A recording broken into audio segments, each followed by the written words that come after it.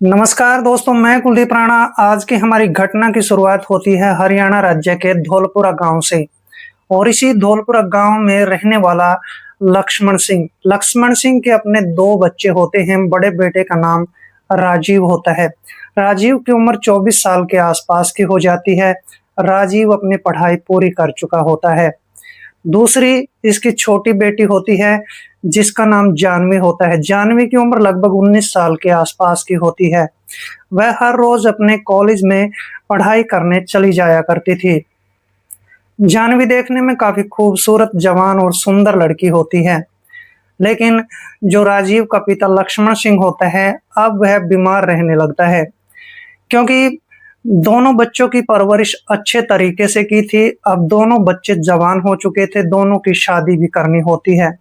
इस तरह से घर की चिंता कर करके लक्ष्मण सिंह समय से पहले बूढ़ा हो जाता है और इस समय पर वो बीमार रहने लगता है। राजीव अपने पिता के बारे में बहुत ज्यादा सोचा करता था। राजीव ने पढ़ाई पूरी करने के बाद कई जगह पर अपने इंटरव्यू भी दिए थे, लेकिन नौकरी उसको कहीं भी नहीं मिली थी।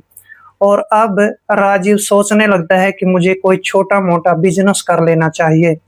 और इस तरह से राजीव अपनी किस्मत आजमाने के लिए एक दो छोटे मोटे कामकाज भी करता है। लेकिन उन कामकाजों को करने के बाद भी इसकी किस्मत उसमें इसका साथ नहीं देती है। आखिरकार राजीव अब सोचने पर मजबूर हो जाता है कि गांव के अंदर जो किराने की दुकान है वो केवल 3 दुकानें हैं। अगर मैं भी कोई अच्छी सी बड़ी सी किराने की दुकान खोल लेता हूँ तो अच्छी खासी चल सकती है। और इस तरह से राजीव अपने पिता लक्ष्मण सिंह के पास चला जाता है। कहने लगता है कि पिताजी, गांव में 2-3 दुकानें हैं किराने की। अगर मैं किराने की दुकान खोल लेता हूँ तो फिर 2-3 महीने के बाद उसमें अच्छी खासी कमाई होने लगेगी। ये बात लक्ष्मण सिंह को भी अच्छी लगने लगती है।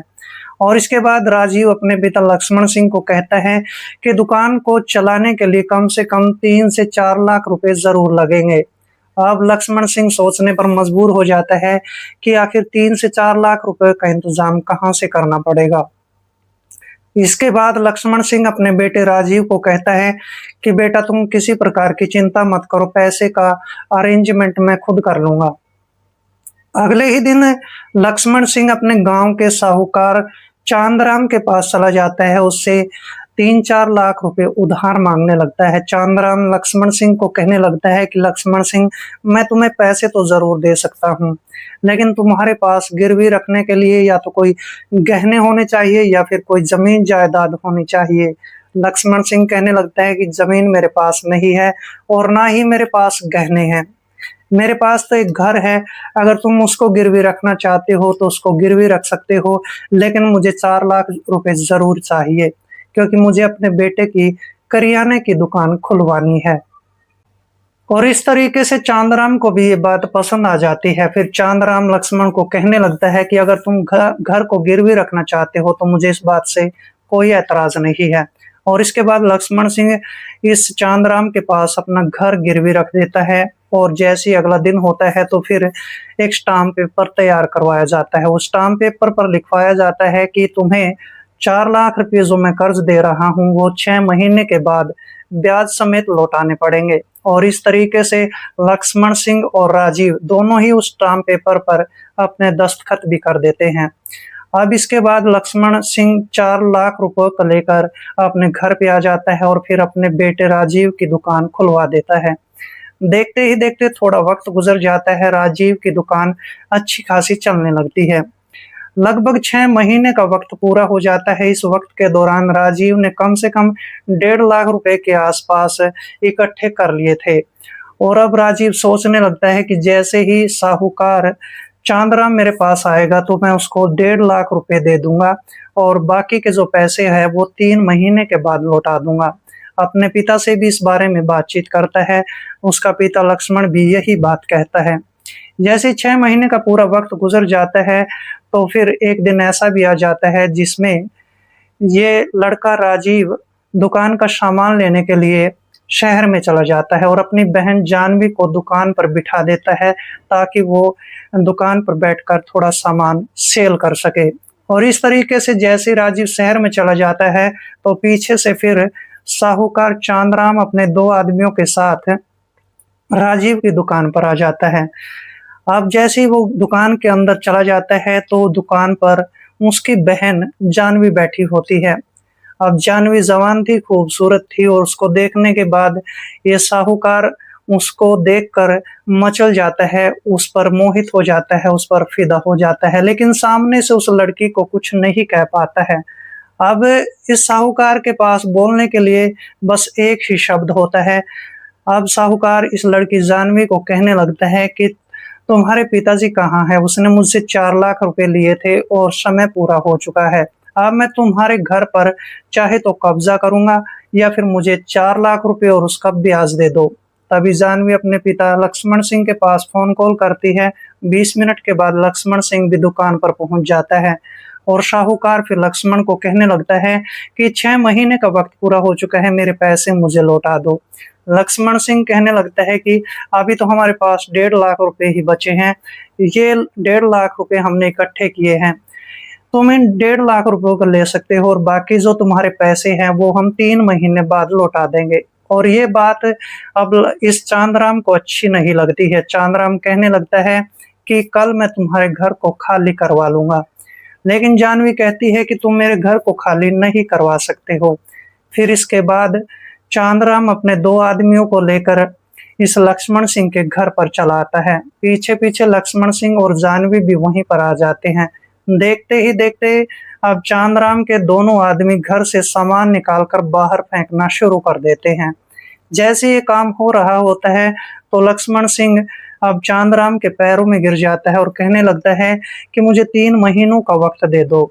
जानवी से ये बात बर्दाश्त नहीं होती है। जानवी अब इस साहूकार को कहने लगती है कि तुम हमारा घर अगर खाली करवाओगे तो मैं अभी पुलिस स्टेशन में जाती हूँ। ये बात चांदराम को अच्छी नहीं लगती है और देखते ही देखते फिर चांदराम इस लक्ष्मण के मुंह पर एक थप्पड़ मार देता है। जानवी से ये बात बर्दाश्त नहीं होती है। जानवी देखते ही देखते साहूकार के मुंह पर एक थप्पड़ मार देती है। अब इस बात से साहूकार और भी चिढ़ जाता है और फिर साहूकार के इशारे पर साहूकार के दोनों आदमी जानवी के कपड़े फाड़ना शुरू कर देते हैं। गांव के जो लोग होते हैं सभी इस घटना को लगातार देख रहे होते हैं, लेकिन बीच बिचाव करने वाला वहां पर कोई भी नहीं होता है। और इस तरीके से जैसे ही साहूकार चांदराम इस घटना को अंजाम दे रहा होता है तो उसी दौरान जानवी का भाई राजीव भी अपनी दुकान पर पहुंच जाता है। राजीव देखता है कि उसकी दुकान पर ताला लगा हुआ था। राजीव अब दुकान के आसपास वाले पड़ोसियों से पूछने लगता है कि आज मेरी दुकान क्यों बंद है, मेरी बहन जानवी कहाँ चली गई है। अब पड़ोसी कहने लगती हैं कि यहाँ पर साहूकार आया था और साहूकार के साथ जो है तुम्हारी बहन और तुम्हारे पिता का झगड़ा चालू है, तुम जाकर देख सकते हो। राजीव दौड़ा दौड़ा अपने घर की तरफ जाता है।